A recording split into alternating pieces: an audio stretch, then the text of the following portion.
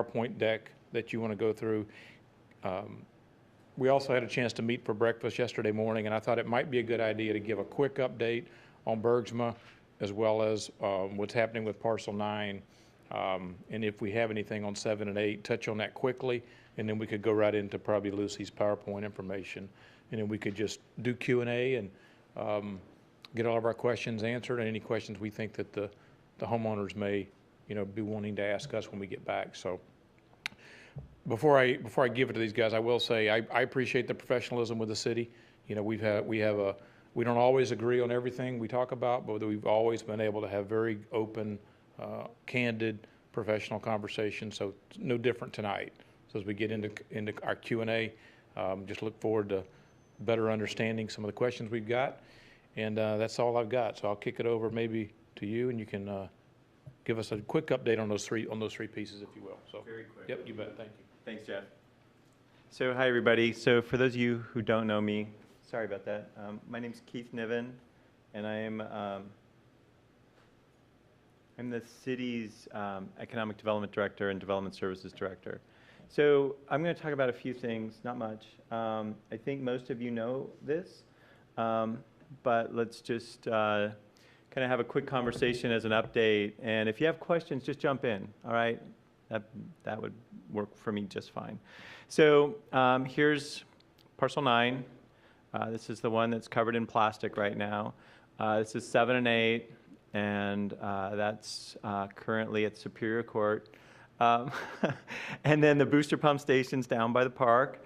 And then here's the section of road that got damaged by the slide of 9. So I'm going to kind of talk about all that fairly quickly, so feel free to jump in if and when you would like.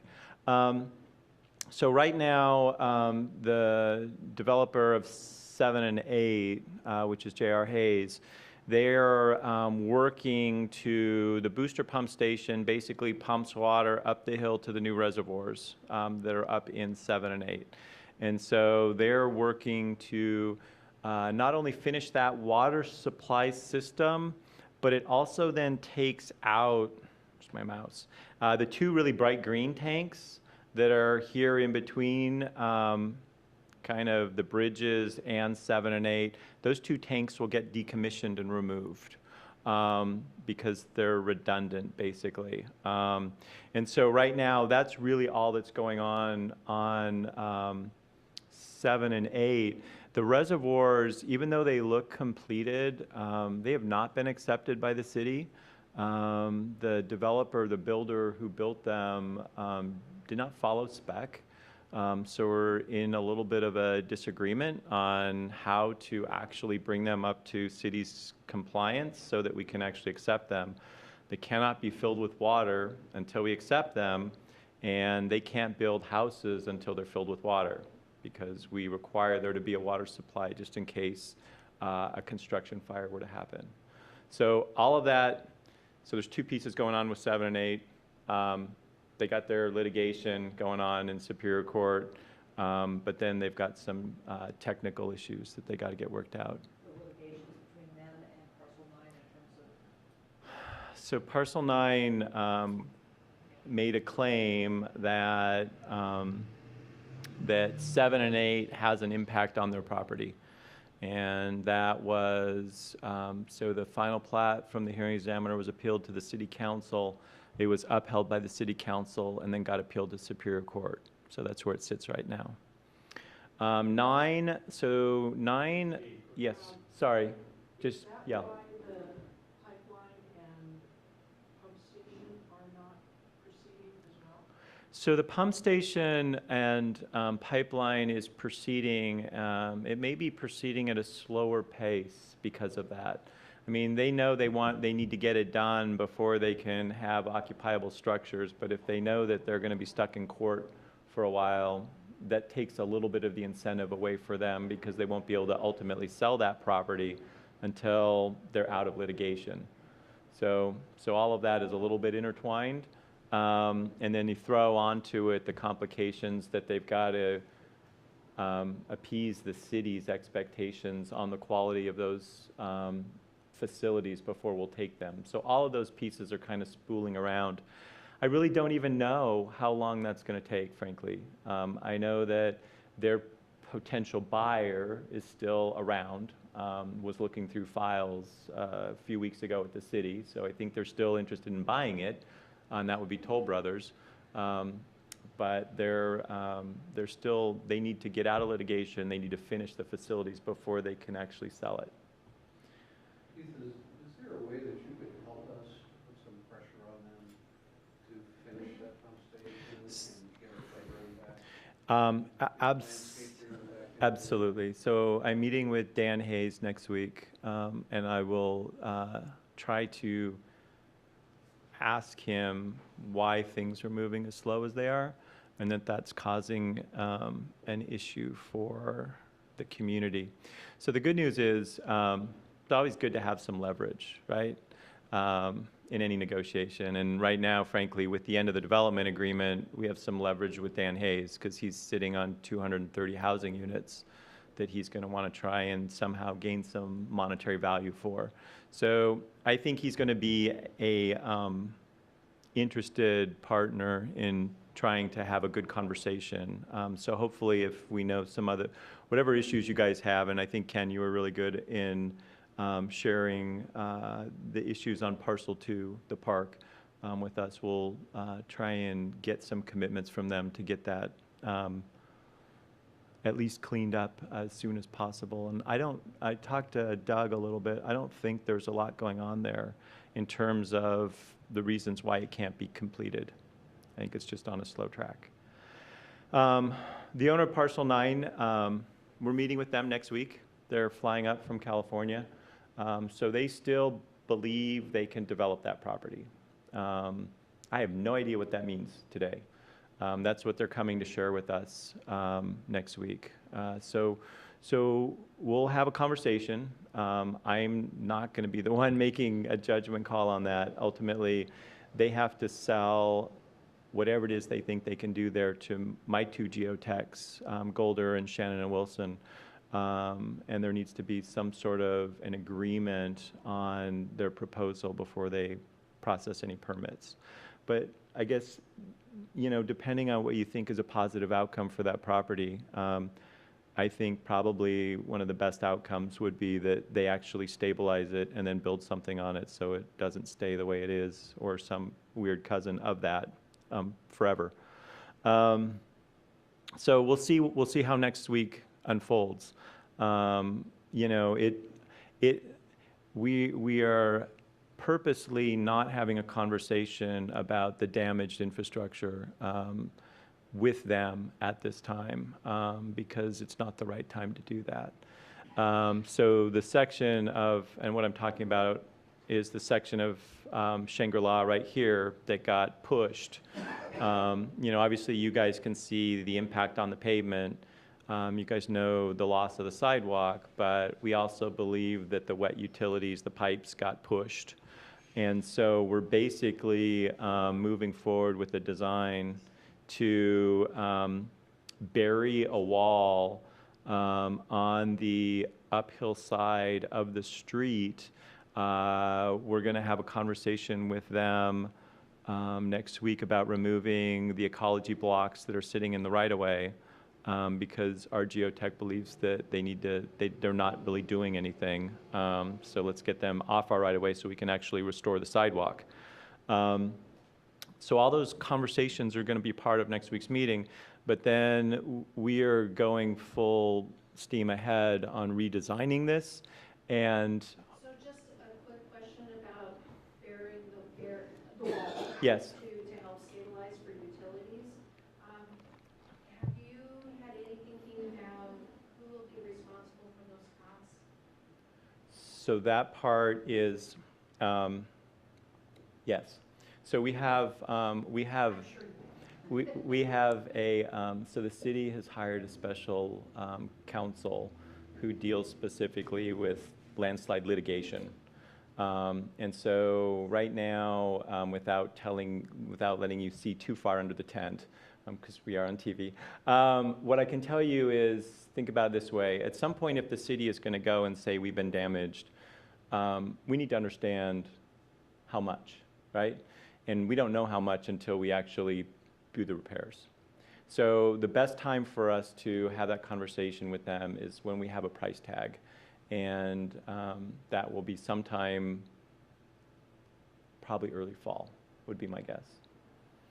So yeah, absolutely. Okay, any questions on 7, 8, 9 and the road? And the road, so the road, the plan right now is we're designing the fix on the road with all the wet utilities underneath.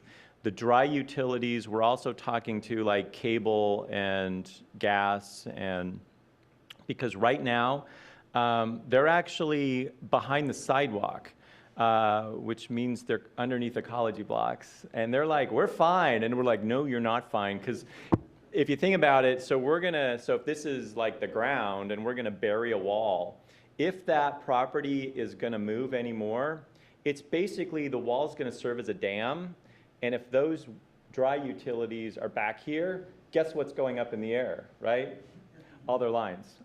So they're gonna need to move those underneath probably the new sidewalk that gets built. And they're not thrilled with that because they never like to be under sidewalks because that's expensive for them to get to their lines and fix them. They like to be back in the landscape area or in excess right away behind the sidewalk. So that's all conversation that's going on right now. But so the plan is relocate the dry utilities and get this section of roadway reconstructed. It's probably going to be around August, maybe September, because that's actually the driest time of the year for us. And so the idea, it's not going to take that long, but it will be kind of tail end of summer. But then it should be hopefully looking better than it does right now. So Keith, two comments. Could you ask the experts next week if it's advisable to take that plastic off? Because that's probably the biggest obstacle. So the plastic is the best. The plastic is the best method right now to keep the water off the site.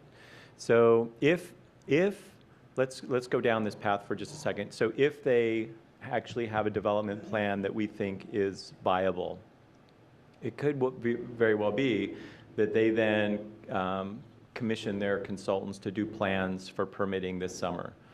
So let's see what happens next week. If it looks like they're just kind of stalemated, I think there needs to be a conversation with them about just how long that property is going to sit there and how it looks. So I don't know what the outcome of that is yet, Ken, but I'm definitely, I know that the community feels like that's an important piece to try and move off High Center, and we'll see what we can do, but we need to hear, I think, what they plan to do and whether or not there is actually a plan there.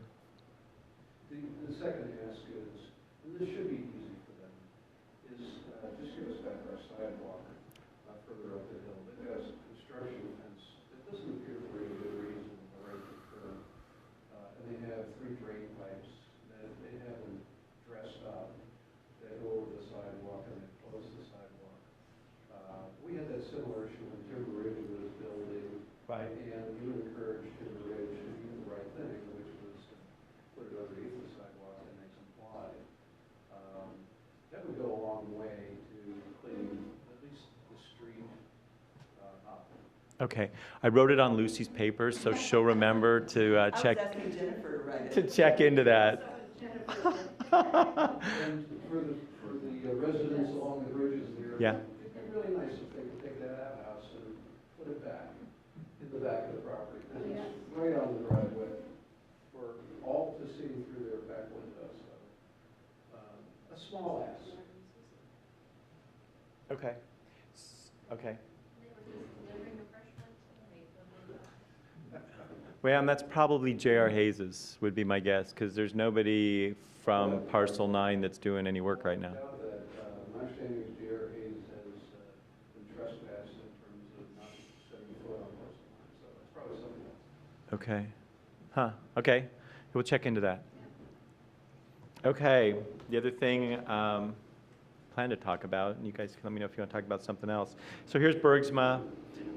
Some of you were at the Development Commission meeting. Some of you spoke last night at the City Council.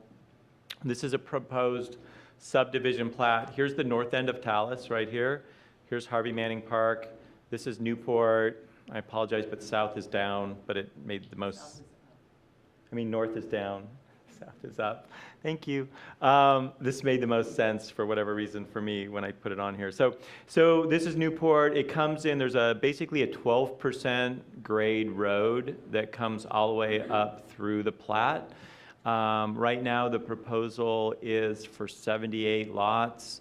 The recommendation that came out of the Development Commission was that the connection to Talus would be emergency access only. So it would be either a gate or a series of bollards, and we would work out that design detail with the platting of the property, assuming it gets that far. So the next step for this thing, I'm sorry, yes, Julie? Can you just clarify for me, what is the grade on Talus Drive? Yeah, so that's great. The steepest part of Talus Drive is east of Shy Bear. It's kind of like opposite of where Timber Ridge is, and that part, I believe, is 10%. So this will be steeper than Talus Drive? It'll be a little bit steeper than Talus Drive. It's 12%. Yeah. When you do your So, but the cities, I'm sorry, yeah. James Bush is what? So the bottom of James Bush is 22. The bottom, but what about like once you get past the houses that are there? So the top part of James Bush, I think is I want to say it might be 15, but the bottom part right before you get to new SR 900 is 22. Yeah. So the city standards for streets is 12%. That is the standard. The city will allow short stretches of 15, but this proposal is right now all at 12. So process-wise, the next step for this thing, so there's a recommendation that came out of the Development Commission. The next step is that there will be likely more than one, possibly even more than two, conversations at the city's Land and Shore Committee. That starts this week, Thursday night, right here, 6:30. Their agenda is probably posted on the city's webpage. Hey, Karen. It is, I'm sorry, just because I can't be there Thursday night. What is the city staff's recommendation about the emergency or arterial conversation? So Jeff and I talked a lot about that yesterday. So the city's recommendation is still to keep it as an open road. We are not swinging hard on that. But it's the city's recommendation right now is not changing based on the Development Commission's recommendation. So can you help me understand why? Because that wasn't part of the, it was such a busy agenda at the other, with the commission. You guys did not have, I think, the time you needed to really kind of give a full presentation. Sure. So, I think, I guess what I would say here is for those of us who were involved in almost all of the platting in Talus, and I was, if you go back and look at who did the subdivision plat, my name will be on that. The conversations that unfolded with the community while we were processing those permits were that, and this is the scenario that played out at commission, is let's assume that you live here, and let's assume that you're going to go to your friend's house for dinner that's here, and you're a couple with 2 small kids, and it's raining. Guess what you get to do? You get to come down all the way down to here. You get to drive down all the way over to here. Then you come down SR 900, and then you get to come up into Talus and work your way down through the neighborhood just to go here.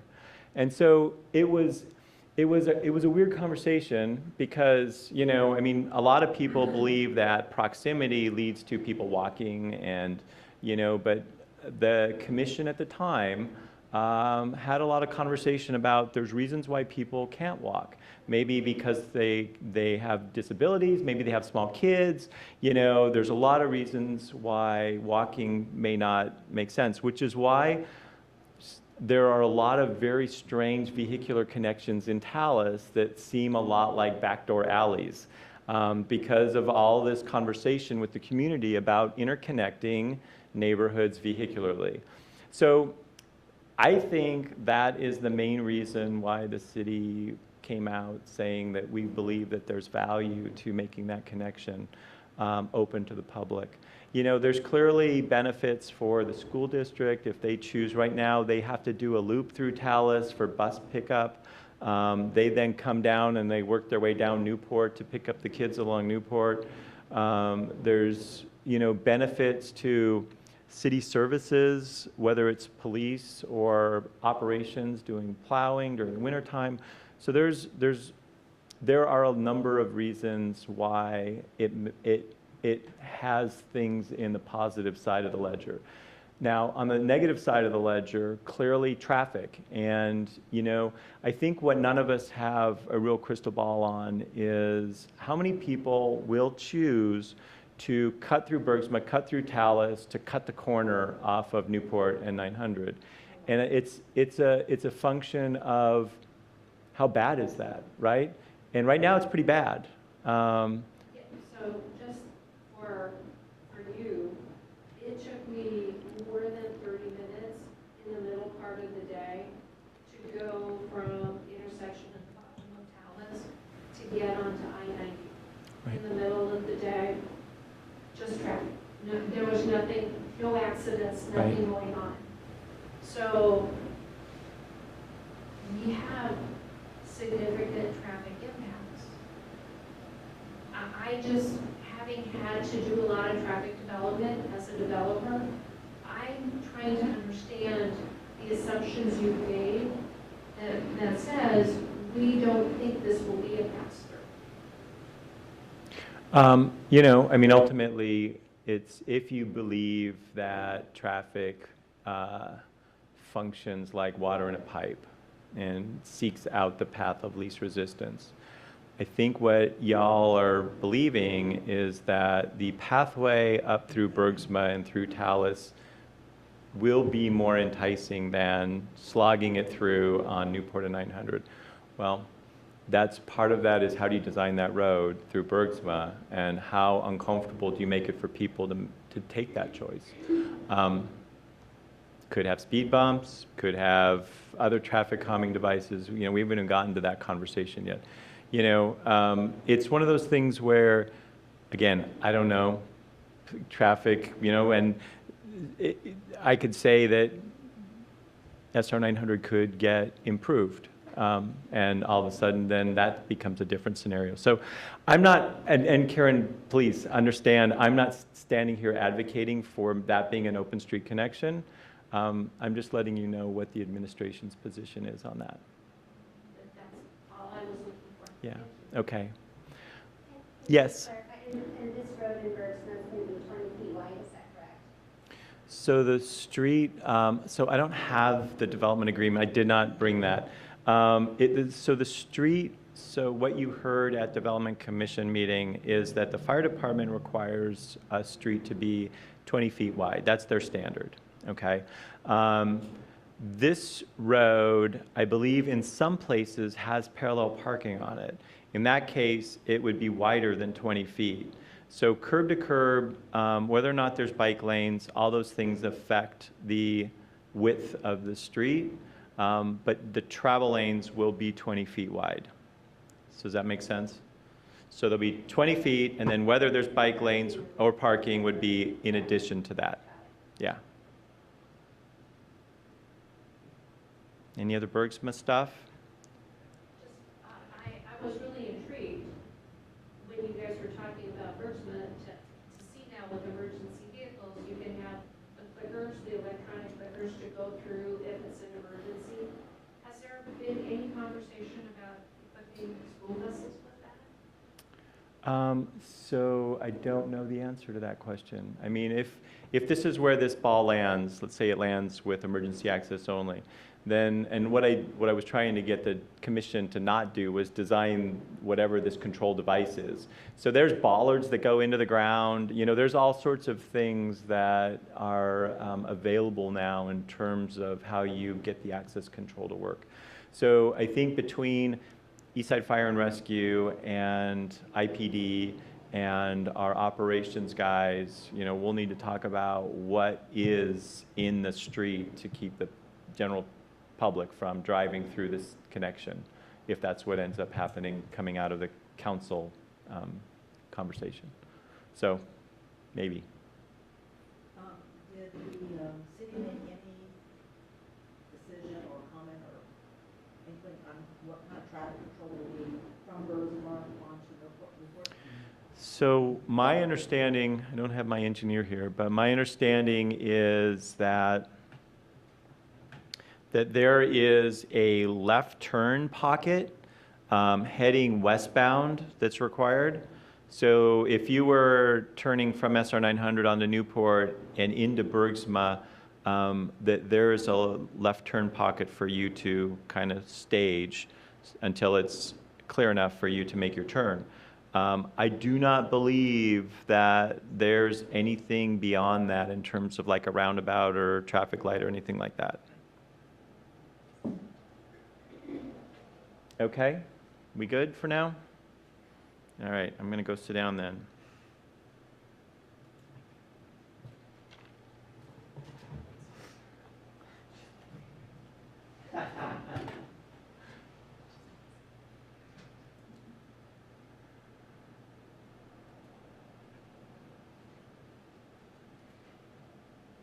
So, after that long introduction. Right. Okay. I'm Lucy Sloman, Land Development Manager. Tonight we are beginning the process of concluding the development agreement. You've met Keith. We also have Jennifer R. Woods, and I use the initial because unbelievably there are two Jennifer Woodses in our department. We're here tonight. Here's the agenda. It's about a 10-minute presentation just to continue the Keith modus operandi. If you care to have questions, let's just include them and we'll stop as we go along. It's about a 10-minute presentation and we can do questions and answers at the end as well. So first question is, why is the development agreement ending? Development agreement is essentially a contract. This one's for 15 years. The contract date would end this month, but it also has to be terminated. So unless one party, the master developer or the city, asks to terminate it, it just continues. But the city is planning to terminate it later this year. We are also working with other development agreements right now. Issaquah Highlands development agreement would end, the contract would end in September, and their master developer has asked to terminate theirs. So we're doing this work on several urban villages at the same time. So what does it mean that it's ending? So the city is required to identify by the development agreement and just good practice the rules that would replace it. And anytime you're changing zoning or rules, you have to have a public process, and that's also required by the development agreement. So this is the first meeting, along with one that we had with Issaquah Highlands about a week ago, in a year-long process to end the development agreement. So tonight, we're starting that conversation. We don't have all the answers. We're mainly trying to have the conversation and make sure as we go into this process that we're anticipating your concerns and the things that we need to be addressing as part of the new rules. So what won't change? First thing is basic services are not going to change. I think another thing that's important to us is that the character be consistent. And would that be something that the community would agree? That would you all say that that's something that's important to you as part of this process, that the Character of your neighborhood stay the same? Okay. So we put just some general bullets up here of 3 things that we think are important to maintain as part of achieving that. One is that properties that are developed, that the use that they have been built up with remain the same, that land that is designated as parks and open space and recreation remain having that use, and that some of the basic development standards that resulted in the character of the neighborhoods stays the same, like heights and setbacks. So some of the things that could change, and I want to emphasize could because this is where this conversation begins. So one of them is some of the rules and processes. Each of the development agreements had some of their own rules, their own ways of doing things. We're trying to streamline that so it's easier for residents and businesses to figure out how do they get things done. If I'm doing a deck in one part of town and I move to Talus, is it going to be the same or is it going to be different? We'd like to have more of that be the same, as long as it doesn't impact the character. Another thing that would change likely is the zoning. So right now, the zoning is just urban village, and basically urban village says, go look at the development agreement. So if the development agreement goes away, then urban village zoning doesn't do much. The kind of zoning that we're looking at would be tied to the land uses. I'll go into this in a little more detail in a moment. But it would be, again, tied to the land uses and the standards that created these neighborhoods. And it would eliminate some of the flexibility that was important when you're building a community, but aren't important in maintaining a community. So, for instance, all the neighborhoods, single-family neighborhoods at Talus allow bed and breakfasts, corner stores, antique stores, things that would not be consistent with the way your neighborhoods have developed. So we'd like to just take those uses away so that it is predictable and clear what the expectation is. Another thing that would likely change is the critical area protection. So critical areas are streams, wetlands, and slopes. For 15 years, the development agreement fixed what those critical area protections were. The science and rules have evolved over those 15 years. So if we use the city's rules for critical areas, some of the properties near critical areas would become non-conforming, and that means that they would be in the critical area buffer.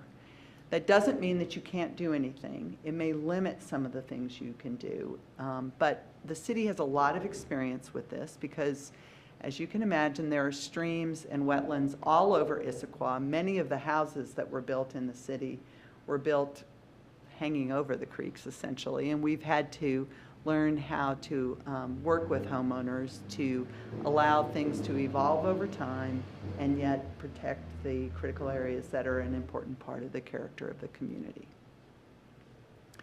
Another thing that would likely change is tree protection. When you're building a community, Talus, for instance, 400 acres were set aside, permanently protected. Only 25% of the land could be developed. On that 25%, you were allowed to remove all the trees. But now again, because the development is almost done, we don't want to keep removing trees. We want to preserve the trees and have Talus be a part of the way the city of Issaquah approaches trees everywhere, which is Tree City USA, that we get this award every year. And so the development agreement even anticipated that because it had tree protections that went into effect after the build-out period, even if the development agreement wasn't terminated. So we're anticipating using the same rules that the city does for tree removal anywhere. There are 2 city-owned properties in Talus. Both of those are undeveloped right now. One is where J.R. Hayes has their trailers just below the reservoir. The other is the sort of grassy area by Centera. Each of those have some assigned use. that they could be developed. That can only happen if the city council chooses to pursue those, which would be a public conversation. But at some point, those might be developed. Lastly, parcel 17B, which is the property in the foreground, kind of below Timber Ridge, has a land use permit for about 500,000 square feet of office. The property owner has asked if they can change that to residential. The city has not taken a position. That's part of what we want to have a conversation about tonight, is what use is appropriate for that property. And so at some point, that property will likely be developed. And the question is, would it be commercial or would it be residential?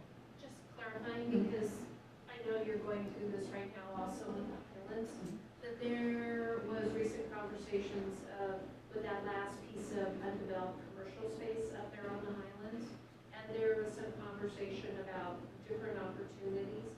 What was the final outcome? So, whoops, I assume you mean shelter properties. Yeah, Shelter, we're talking yeah, commercial or right, high-density residential. right. Yes. So with shelter, we have not been supportive with the change because they have been interested in changing the property, have never really pursued the office uses that they purchased, and which was an important part of the vision of Issaquah Highlands. The reason that we have talked to TriMet, which is the property owner of 17B, is for 10 years since they got their land use permit, they have actively pursued developing that as an office use, and I think would have preferred to develop it as an office use. There was even a time when the FAA was talking to a couple of different property owners, and TriMet offered to have a shuttle from downtown Seattle. They have worked very hard and have not been successful. And so it seemed like this was a time to have that conversation about whether a change was appropriate. And really, it was their past effort to try and follow through on what they bought that made us willing to even consider that. So along those lines, I mean, there's office, one possible use, there's residential, another possible use. But what we desperately need Talus is commercial. Some shopping, so we don't always have to be heading into Issaquah for shopping. And so just throw that out as something for you to consider as a third possible use that I think would be attractive both to the landowner, but I know from the residents of Talus, extremely attractive. So can you talk to me a little more about what that would mean for you? Do you mean like a Retail. Retail. Okay. Right, and you see downtown Kirkland, Redmond. So you guys are getting a coffee shop and a wine bar. Okay. Oh, So that's going in as Shy Bear and Talus Drive. Our work here is done. I figured there needs to be some positive news tonight. So some of those little retail spaces were mandated by the city. Hey, Keith. Yeah, I'm sorry, I'm not. You're not on the I'm microphone. not on mine. Say, go ahead. They're flashing, so that was my reminder. Is that Big Brother? Yes. That's just, we can't hear you, so get closer to the microphone.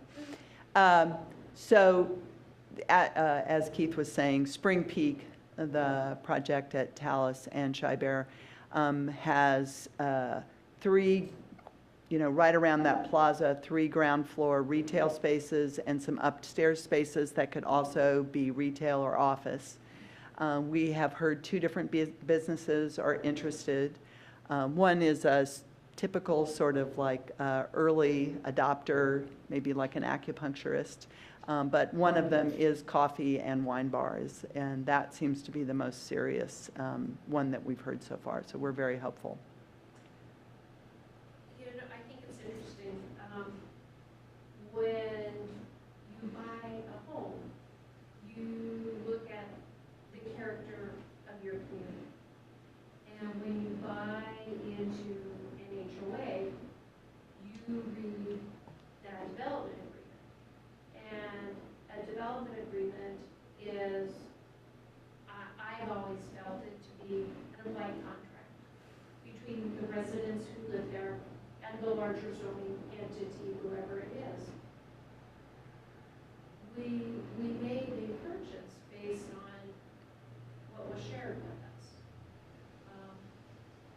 While I appreciate the challenges of developing, I will just say I had to sell pieces of property over the years that I was developing we couldn't make work. And the zoning entities said no. It is like, this is how it's zoned. If you can't make it work, okay. So when you look at the type of housing that they are proposing, and when you look at the large number of rental units, and when you look at the studies of increases in crime, increases in homeowners insurance, and measurable impact on the cost of resale of homes, I am saying that these are not decisions that should be made in a vacuum, and that there is a greater impact than just, can we figure out where to put egress to move cars for people who are going to live there or do commercial.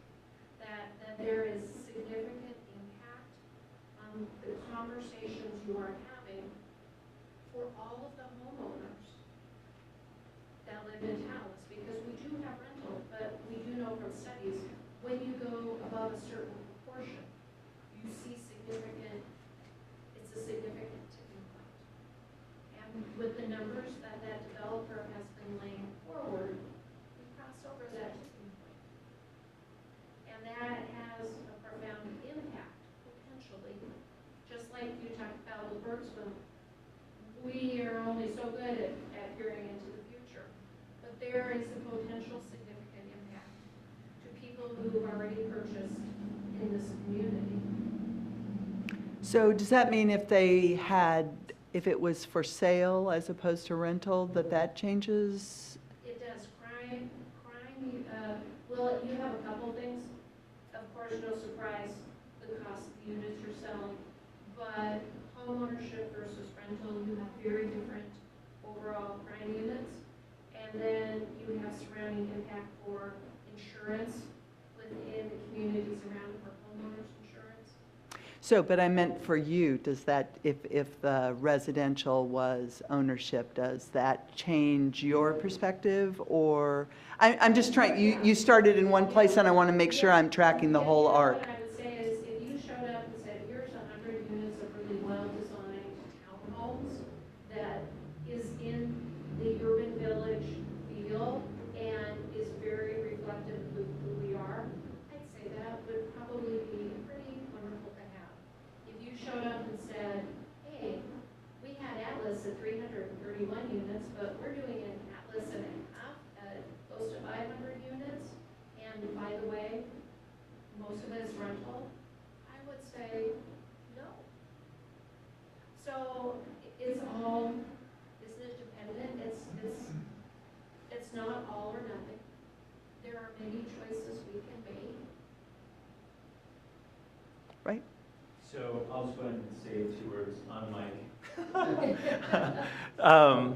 So where we are on this one, Karen, is I think what Lucy shared was maybe there's some empathy for that property owner because he has really done a good due diligence in trying to get commercial there. However, the council has been very clear about housing and housing growth in this city, and right now, putting housing or doing any legislative actions that would add to housing outside of central Issaquah is pretty much dead on arrival, in my opinion.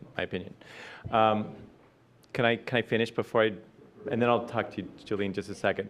So what we've told that property owner is right now, if the Talus community doesn't want residential there, I think the council doesn't want residential there. So it seems like you getting residential there is probably not going to happen. So what I've suggested to them is to come approach the board, talk about proposals, and Which one?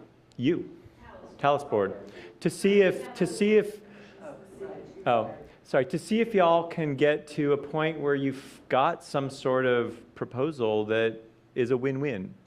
And I think the city doesn't really have a real role in that, because until he comes forward and says, we want to do this, and you guys are saying, yes, we like that idea too, I don't know why the city would say, we're ready for a change. I think what we've done with the Highlands and what we're probably planning to do with this property is say, it's going to be commercial, right? And some commercial does allow some retail in there, so that doesn't exclude that. And when Lucy said funneling down the land uses, so right now commercial includes churches. So part of the conversation we should have is, does that still make sense in this place? Yes, no, maybe so. So that's part of looking at this and kind of unpacking it a little bit further, is we might decide, no, we don't like churches, or no, an elementary school or a high school doesn't make sense on this piece of property, because right now it's allowed under the development agreement. If we kept that as a land use, there could be a high school there, okay? Then we don't have to fuss. Exactly. So those are some of the conversations we want to have with you all. I don't think the city's driving that conversation really. If you guys don't tell us anything, then we're going to assume status quo generally is what you guys are after. But we're trying to really put some edges on this so that when we do take something forward to the Planning Commission and the Urban Village Development Commission, it represents hopefully what the community thinks is a good solution for Talus. Julie. I'm sorry, I have to just ask. So, no more building houses that we're talking Bergsma, and I just don't see how that could be. You're saying no more residential, but yeah. On the other side of the So you missed one little piece. Legislative action. So what that means is, if a property owner needs the council to approve something like an upzone or a change in land use, they've said no. Bergsma does not require a legislative action. They've asked for a development agreement, and the council can say no, but they can still build housing on that property. It's zoned for it right now. But I think the distinction is, I think this is an important distinction on Bergsma. It's probably not economically viable to build on that property in its current state, its current zoning. It only makes sense if it does get a legislative action to create a development agreement and a cluster development. So, yes, but no.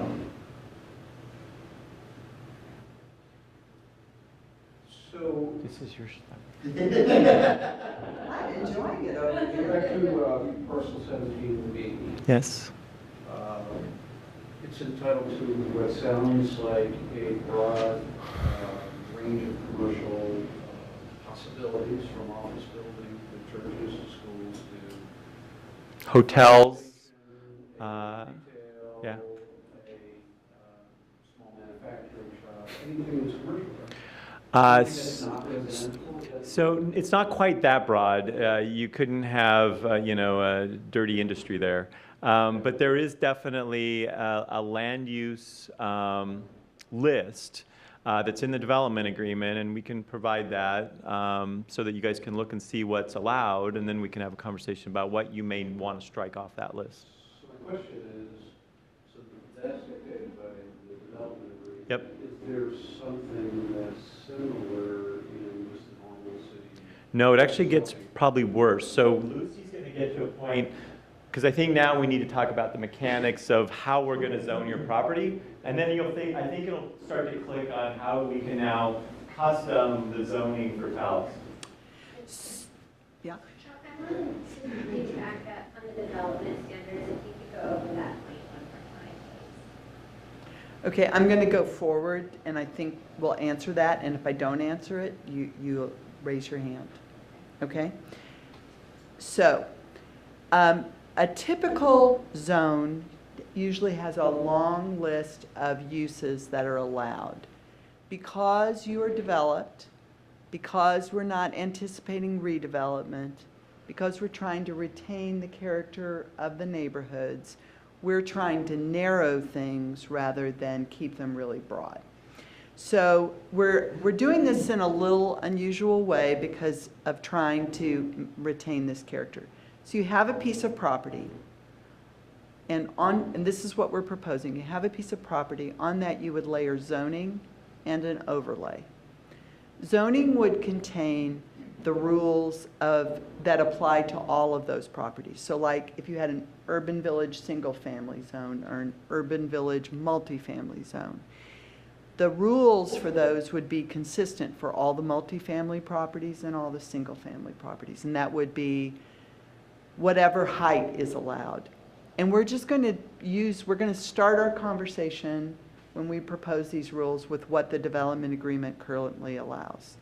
So let's say there's an area where it's 60 feet. So we would allow 60-foot heights and setbacks, whatever the setbacks are in that area. For uses, we would probably, I think we would get rid of, the corner store, the antique store, the bed and breakfast. Things like home occupations and accessory dwelling units, which are typical in every single family zone in the city, would be allowed. The thing that would be more unique is the overlay, and that's the actual entitlement you have. So all single-family lots would be entitled to one house, no matter how big or how small they are. Traditional zoning is usually based on the square footage of the lot. We're going to assume that the way this is platted is the way it should be, and so if you have a single-family lot, you get one house and that's it. Multifamily would be a little different. It would have an overlay that equals the number of units that are there. So Spring Peak would be 25, for instance. Timber Ridge, I don't even know what that number would be. My green guide over here knows all those. Rosecrest would be 50 or whatever that is. So whatever they have now as their entitlement is what they would get. Then, and then just to kind of complete that example, something like a park or an open space would have a zone, a community facility zone, that would specify what you can and can't do with that property, but it would have no entitlement because we don't expect a building there. So we're not going to give it some entitlement because then there's uncertainty about what would happen with that property in the long term. Zoning can be changed. So I just want to say that, but to change that, the council has to have a public process just like the one that we're having, and that would be the opportunity for the community to come in and say, we think that's a bad idea, we think that's a good idea with these changes, or go ahead. So that's the kind of structure we're thinking about. So Julie, have I confused you thoroughly? Okay. Mm-hmm. Is there any opportunity or any process to change the overlay? So that's a great question, Jeff. The way, originally when we talked to the HOA, we had thrown out or floated the idea of possibly, there's a tool called transfer of development rights, which is where, if you're trying to preserve a park or you're trying to preserve farmland, you take the development rights off that property and they go into a bank. He's the bank. And people can come in and buy those development rights. And so we thought maybe that would be an important opportunity for flexibility going forward. What the HOA board said to us is we don't think that's a good thing for Talus. We don't see wanting to preserve the ability for someone to redevelop their property or short plat their lots. So we didn't put that out there.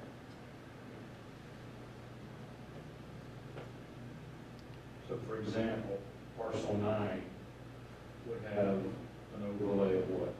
I think it's 90. So- My green girl so says yes. Based on where you guys stand today, there would not be any ability to purchase additional and raise that from 9. Well, until the development agreement is terminated, which we're assuming would be the end of the year, I suppose they could go to Dan Hayes and ask to buy entitlement. Right. So the other choice is through end of days, they could ask for a different zone and a different overlay. Yeah, the council would have to approve the overlay. Right, and it would be a conversation we would have like this. And then after the development agreement, they could do the same thing. They could follow a process, maybe rigorous, but. Right, they could go to the council and say, we'd like to change our overlay, and they'd have to decide if it's worth going through that process, which has a lot of uncertainty, and the council can just decide no. So either pre or post development agreements, that goes to the council. Yeah, yes. Zoning and overlay. If the TDRs are not. Right, If TDRs are allowed, then it's easy. it could be, yes. And I mean, so I'll just tell you, because we're having these conversations with Issaquah Highlands, they are open to the TDR idea, but not in the single-family areas. So they want the number of houses that are there to stay the number of houses. It's easier for us, so that's fine. But, you know, in Grand Ridge Plaza, where you have these parking lots, it may make sense that someone can buy TDRs, build a building on one of the empty parking lots, and build a garage someplace else and get additional density. Now, I will point out that if you buy a TDR, it doesn't come entitled typically, so it means you still have to build the roads and wet utilities and all the stuff that needs to come with it to make that function. So it's not free of, you know, it's not just the cost of the TDRs, it's the cost of the improvements to support that as well. But right now, we're not proposing that. The other difference is that Issaquah Highlands, so I'm getting probably down in the weeds, but Issaquah Highlands is a TDR receiving site, which means that you can put them in there. Talus is no longer a TDR receiving site, so we'd have to decide to make it a receiving site, and then we could decide which portions of it could receive TDRs. So right now, the HOA has recommended against that, and we're okay with that. This is the conversation that we're having. So next steps. This spring, staff are drafting the proposed rules. And then there's a whole series of meetings that we'll go through. We're meeting, as you can see, with the HOAs and the communities. We're talking to people who own property that isn't developed. In the summer, we'll be holding joint meetings with the Urban Village Development Commission and Planning Policy Commission jointly, so that we can have those conversations. It's required to go to PPC, Planning Policy Commission, to propose changes to zoning. We also want to include the Urban Village Development Commission because they understand a lot of the development rules, and there are Talus and Issaquah Highlands residents who are on that commission, which I think we believe, given their experience, will make for a really thoughtful conversation. And then we will also be meeting with the council committee that deals with zoning changes, which is Land and Shore. And then our goal is to have this adopted by the end of the year and go into effect in January. So you use two words kind of almost synonymously, and I just want to make sure that you're the same. So unbuilt equals undeveloped? Yes. So 7, 8, 9 are undeveloped. Okay, that's a great question. I would not say that. Okay. I would not say that, Chris, because they have a preliminary plat, and that vests them to the rules. So they have established the rules and the use of their entitlement, and there's a certain period of time, especially if they final plat it, then those lots are just created. And they would get one lot, one house per lot, and that would be it. Now, 17 has a land use permit as well. They're interested in changing it, and I guess that's why we've called it unbuilt. But it's a good question. I mean, we hadn't focused on that because we think that that final plat is going to get approved, and that would establish those lots, and that would be one house per lot. Did you say you had 2 questions? Oh, just one, okay. Mich- Well, this is an administrative question. Since I'm sitting on the Urban Village and Planning Policy Commission, do I need, and I'm participating in these discussions, do I need to recuse myself on that commission when the subject comes up, or can I just really disclose that I have discussed the issues in these meetings? We'll need a clone. Pardon me? So you're on both commissions? No, Urban Village. Oh, the commissions are going to meet jointly. And are you saying because you're a resident? Yes, and participating in sidebar conversations. So this is a legislative process, and that is different than the quasi-judicial process that you may be thinking of. I always You recommend... warn me at every meeting, if I've had any discussion, I have to stand up. Right, and I appreciate you asking that. So, Yes. and I was going to say exactly the same thing. I think it's always good for the commissioners to be clear about their status, but you do not need to recuse yourself. So weirdly, most of Urban Village Development Commission either lives in the Highlands or Talus, right? So you, for everybody that does, are going to be directly affected by this outcome because we're basically putting zoning on your property, right? So I'm going to guess, it was kind of like when we did the site development permit for Microsoft up in the Highlands.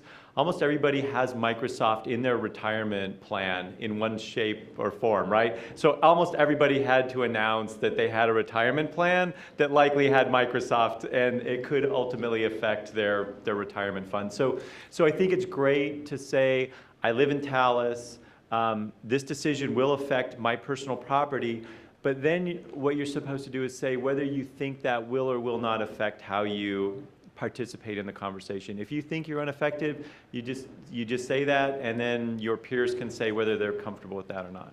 And I would add one other thing, which is that, and again, this is sort of just a greater level of detail, which I didn't include in the presentation. There's going to be these joint meetings of the UVDC and PPC, but the actual hearing is held just by PPC. And so that recommendation would be made by PPC technically. So, I still think that anyone who's on the UVDC, I think it's just good to declare it up front. Hmm? So, UVDC goes away. So that our thought is that we may merge UVDC and Development Commission as part of this process, because the majority, while there will continue to be urban villages, the kinds of permits that come to the urban village, which are preliminary plats and site development permits, we're just not anticipating a lot of those. And so it doesn't seem like it's appropriate to maintain a whole commission that maybe meets once every 3 years. But that's part of the discussion as well. And I guess the other piece is, will this cause any impact to the obligations of the master developer in Talus in terms of, I'm sure they have pieces they have to complete to finish the community. Mm-hmm. They have to finalize the retention ponds. I think behind the fountain, they've got to do something. Mm-hmm. They still own scraps of land that I think are intended to go to the HOA. Does that all have to be buttoned up by January 1st? So I would just touch on the last one, which to me is a little bit different, which is they could choose to hold on to that property. I think it is their intent that it goes to the HOA. I don't know that it has to go to the HOA, although the HOA may prefer to have someone who's present and engaged rather than someone, the master developer, who doesn't really have a stake anymore. I don't know whether they would have to have everything buttoned up by January. It seems like that would be our goal. I think we would want to have all those things done, and I think that it's important to tie those things all together. But I don't know that I don't know whether there would be a legal obligation to do that. Yes. So on this timeline, I would assume that you, somewhere between the land and shore, you know, and in the adoption, there's going to be, what we would ask for is another opportunity for you, maybe for the city to come back with the community and say, here's exactly what we are going to propose to the council. Are you guys willing to do that? Keith's nodding yes. Sure. I mean, I just want to emphasize, though, that we're hoping that both, you know, Issaquah Highlands and Talus residents would come to the UBDC meetings, because that's really where the details will be. And between land and shore and council adoption, there will be less opportunity to make changes. Wherever it makes sense to plug it in. Okay. Timeline. Right. Because again, on your earlier slides, I mean, a lot of that makes sense at a general level, but there's a lot of details that go into those bullets. And even your vocabulary, I mean, the heading says what could change, and your vocabulary will most likely change. So it would be good for the board to better understand maybe, you know, what do you really want to, what does the city really want to get out of this? And what are you trying to materially change? And what are things that you really aren't that concerned about? Right. And we could have that conversation ongoing. Right. So when we get down here to this adoption, it's not a room full of people.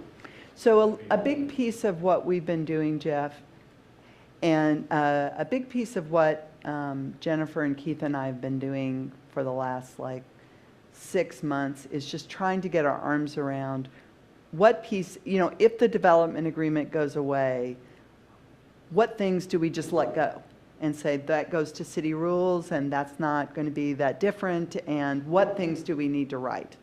And before we really launched into the writing, we wanted to have this conversation, because if there's something that we have forgotten, missed, misunderstood, we want to know that before we put a bunch of time into trying to craft language. So we're having this conversation with Land and Shore Thursday, and then we're hitting the keyboards hard. My only concern, when I, after the first year, looked at your plan, your timeline, your milestones, I noticed you had some key meetings around urban villages and some of that conversation in August, which, as we all know, is probably, wow, there'll be 4 of us here driving work and everybody else is on vacation. So I really would like to back up with Jeff, because I would love to see people have their ability to have the conversation here in the right time, not showing up in November to talk to the city council. But we're not going to be able to get with that in August. So the only thing I'll say, and I don't disagree with what you're saying, we have, when we process development agreements with the Urban Village Development Commission, we're almost always there in August. And typically what we've found is the first meeting in August, which is the first Tuesday, is okay. And after that, we don't expect to ever meet again until September.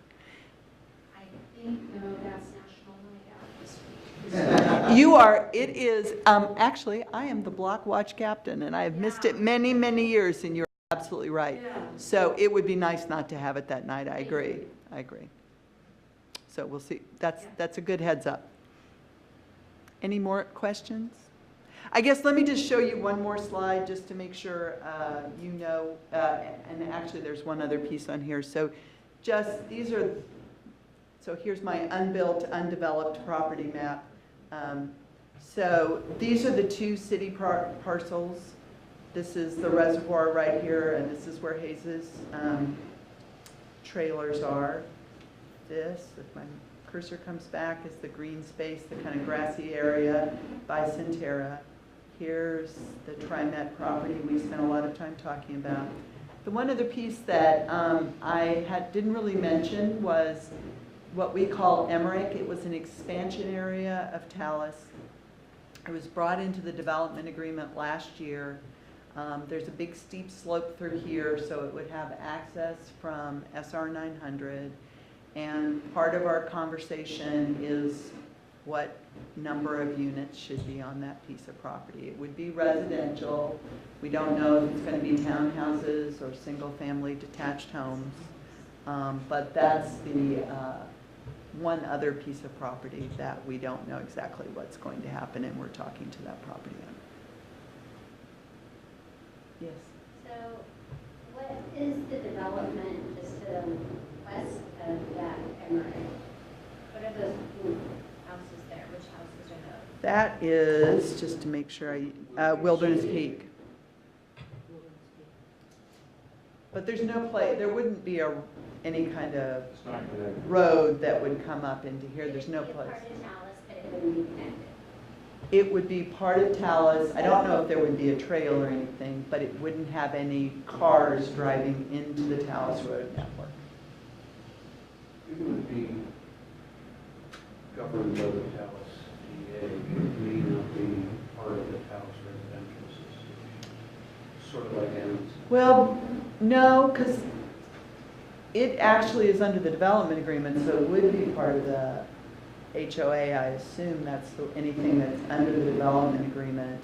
Amundsen was a expansionary, a potential expansionary, and Mr. Amundsen said no. So they never came under the Talus development agreement, although you reached terms and they became part of the HOA.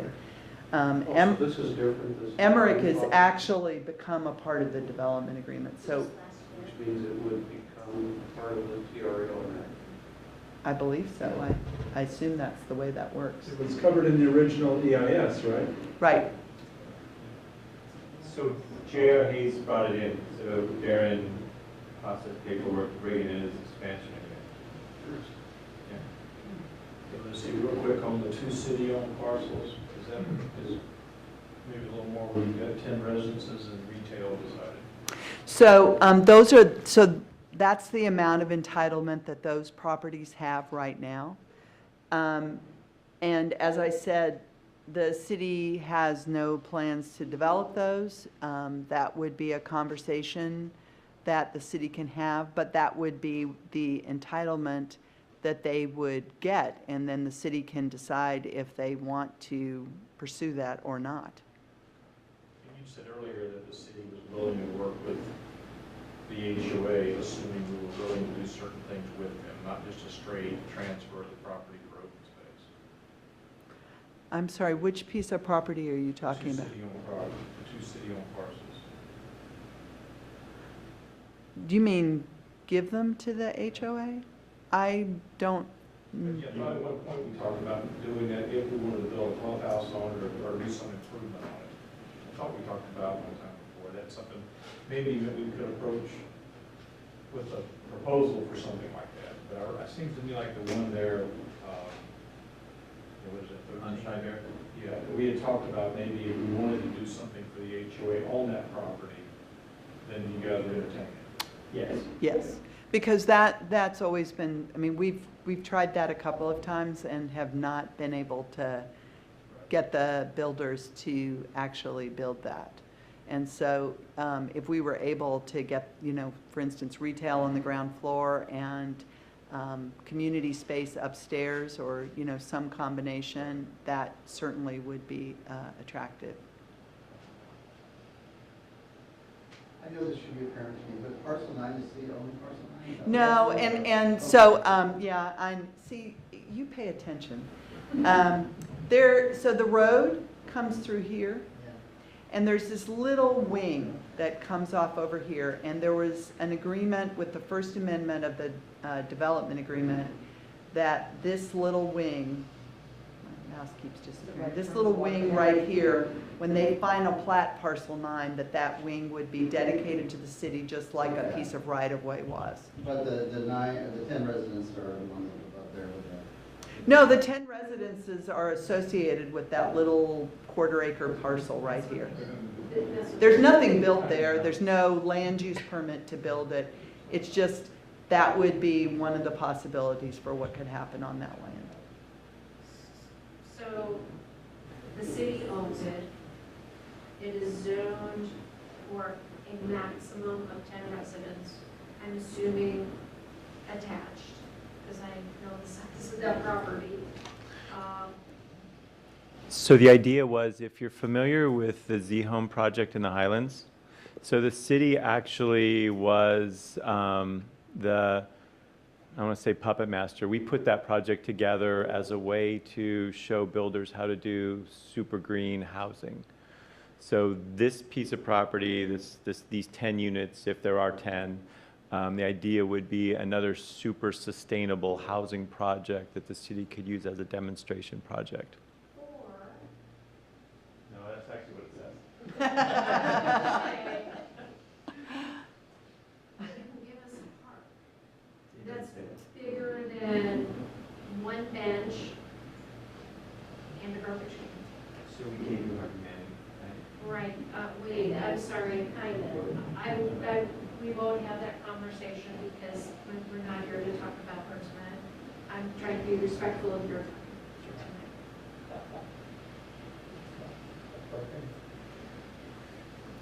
And it's not a park, it's on the city, it's part of the water department. I don't think she would agree with that. Oh, that's what I can, sorry, that's what other city people had told me. Didn't we hear that at a meeting recently? Yeah. That is not, that it's on water, it's on water property, And we were told that they could take it back whenever they needed it. like if they wanted to put Bergsma access road. So, okay, that's a whole, we're off topic. Yeah. We can do that in the parking lot. You heard him here. That's the end of our slides unless you have more questions. Yeah. Yes? I have a really basic one. Why is the city, did the city or has the city decided to terminate the TDA? Basically, because it's 15-year-old rules that we don't think are really best practices anymore. I mean, I could go on, but I think in shorthand, that would be, it's just not state of the art anymore. And we think that it would not, that wouldn't be good stewardship on our part to keep using those rules. So if you, going forward, doing other master development agreements, are you, this is more just as a city resident, are you writing in the ability to be able to keep them current? So development agreements are contracts, and we can only do that, they're bilateral as opposed to, I know you understand all of this, so I'm saying this for others. You know, they're bilateral, and we have to have agreement of the master developer to change the rules. But you can't put in there with the agreement of both parties, it can be amended and.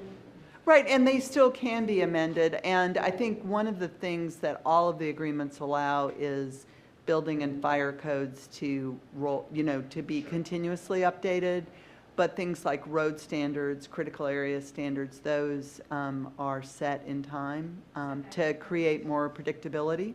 And Keith has something to add. So every development agreement is a completely negotiated document. So both parties bring to the table what they find important. So duration, vesting of standards, all of those things are on the table to be talked through. And if you look at the Highlands and Talus and Rowley and Costco and Lakeside and WashDOT and Swedish, all of those have different things that they vest, and all of them were negotiated by the city and the applicant. Hey, Lucy, does Dan Hayes have to agree to this? Or No. you originate it and? So, I mean, for instance, Port Blakely, I mean, we concur, but Port Blakely has instigated the termination of that development agreement, whether we agree with it or not. So, you know, both parties have to enter into the development agreements, but the way ours are written, once you reach the build-out period, end of the build-out period, either party can ask to terminate unilaterally. Anything else? Thank you. Thanks for your time. Yep, appreciate it.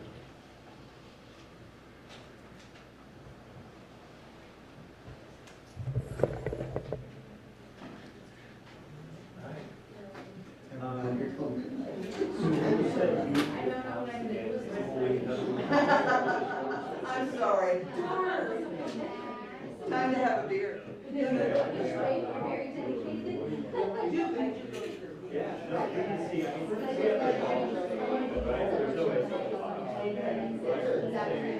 you guys have some answers. Like, again, so it doesn't look like it did.